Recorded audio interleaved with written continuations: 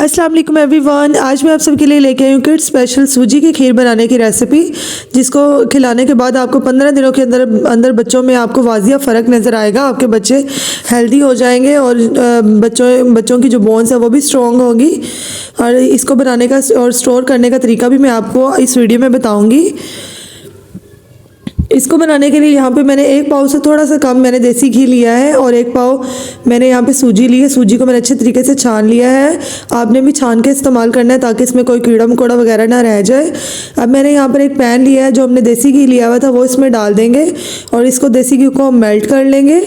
यहाँ पर हमारा देसी घी जो है वो मेल्ट हो चुका है। अब हमने जो सूजी ली हुई थी वो इसमें ऐड कर देंगे और सूजी को हमने डार्क ब्राउन होने तक, डार्क गोल्डन होने तक हमने इसको फ्राई करना है।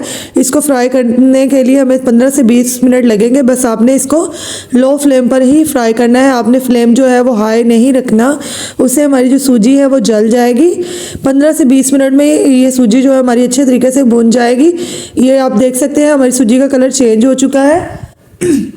यहाँ पर तकरीबन 18 से 20 मिनट हो चुके हैं। ये देखें हमारी सूजी जो भुन चुकी है। अब मैं यहाँ पे फ्लेम बंद कर दूँगी, उसको ठंडा होने के लिए छोड़ दूँगी। यहाँ पर देख लें हमारी सूजी जो है वो अच्छे तरीके से ठंडी हो चुकी है। अब मैंने यहाँ पे प्लास्टिक का जार ले लिया है, इसमें मैं सूजी को डाल के स्टोर करूँगी। मैंने ज़्यादा क्वांटिटी में बनाई है, इसलिए मैंने ज़्यादा क्वांटिटी में बनाई है ताकि मुझे बार बार बनानी ना पड़े।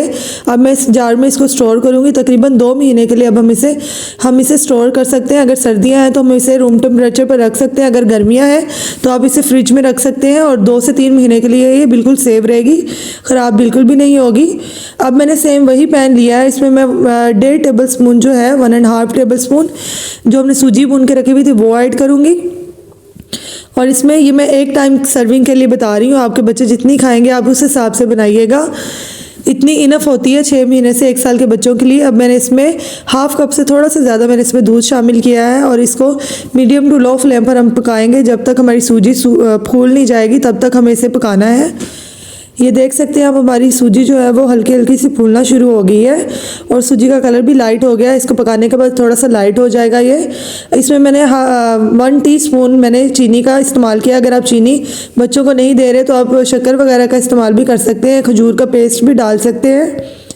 अच्छे तरीके से हमें इसे पकाना है। आपने जितनी इसको थिक रखना है उस हिसाब से आपने पकाना है। आपके बच्चे ठीक खाते हैं या थोड़ा सा रनी, आपने उस हिसाब से इसको बनाना है। ये देखें हमारी सूजी की खीर जो है बनकर तैयार हो चुकी है। मैंने इसे एक बाउल में सर्व किया है। ये 6 महीने से 1 साल के बच्चों के लिए इतनी जो है क्वान्टिटी है ये इनफ होती है। बाकी आपके बच्चे जितनी खाएं आपने उस हिसाब से बनानी है। ये बहुत ही मज़े की बनती है, बच्चे इससे बहुत ज़्यादा सेहतमंद और तंदुरुस्त हो जाएंगे। और बाज़ार के सेरेलैक से, जिसका हमें पता भी नहीं है वो किस चीज़ से बनाया जाता है, उससे भी हमारी जान छूट जाएगी। और ये एक हेल्दी रेसिपी है और घर पे बनाई हुई जो चीज़ें होती हैं बच्चों के लिए बहुत ज़्यादा बेनिफिशियल होती हैं। आपने ये रेसिपी को ज़रूर ट्राई करवाना है और इसका फ़ीडबैक मुझे कमेंट्स में लाजमी देना है। अगर मेरी ये रेसिपी आपको अच्छी लगी होगी तो मेरी वीडियो को लाइक कर दें, इस चैनल को सब्सक्राइब कर दें। मिलते हैं नेक्स्ट रेसिपी के लिए, तब तक के लिए अल्लाह हाफिज़।